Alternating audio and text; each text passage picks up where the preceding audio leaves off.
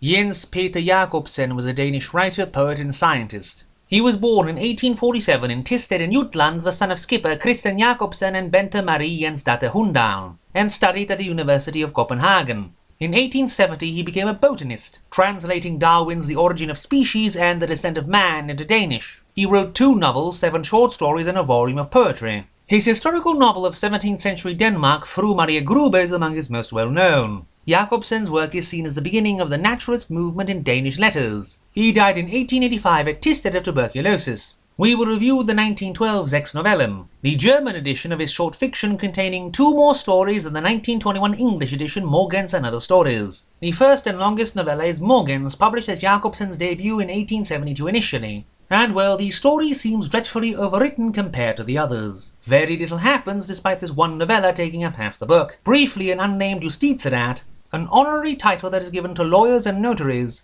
goes to borrow a boat from the titular Morgens. His daughter Camilla falls in love with him and they get married. There are hints of Morgens' strangeness, such as not knowing how to count or never having been to town not 2 miles away from his house. But before that can go anywhere, Camilla dies in a fire and he suffers a mental breakdown. And then the story goes on, and we get hints he may have hung out with some unsavory company, though it has no impact on anything. Then it goes on meandering between 2 other women he had relations with later, until he marries again. The woman Tora says she sometimes regrets Morgens doesn't hit her, then the 2 disappear in some corn. There is little enough there, and yet Jacobsen's obsession with detail in every scene makes it take an age. A shot in the fog has Henning adopted by his uncle after his father's unsavory end, living as a sort of administrator at the estate in Stavnet and being abused by the old man and held in contempt by his daughter Agatha, whom he loves. When she doesn't believe in the lies Henning tells her about her fiancé kissing other women and slaps him, he is set on revenge. So he murders her fiancé in the fog, then ruins the man she marries next and sends him to prison, and finally goes to gloat over her dead body, saying he is definitely not sorry, and steals one of her gloves.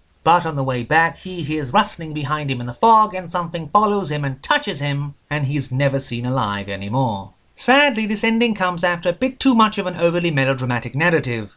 Two Worlds has a perpetually sick woman for a magic charm at a passing boat to pass her sickness to another woman, and she does get better, but is racked by guilt and drowns herself just before we see the other woman and see she was not sick at all. Roses Should Be There is a rather nothing dialogue between 2 pages about love. The Plague in Bergamo, the best story in the book, tells the story of the plague in Bergamo, and how the people trapped in the old city sank into devil worship and debauchery. Before a procession of flagellants arrive at the church and a monk tells them Christ took one look at the people around Golgotha, said screw this and left, so that no one really died for their sins. Lady Ferns has a Danish widow visit Avignon with her children, but then when she meets her old love whom she loved before she was forced to marry her late husband for money and wants to marry him, her adult children become utterly selfish. Her daughter saying she wishes she was dead, her son saying the pair of them will refuse to stay in the same country as their mother. She marries anyway and moves to Spain. There are moments of the fantastic here, but Jacobsen seems very shy about doing much with it.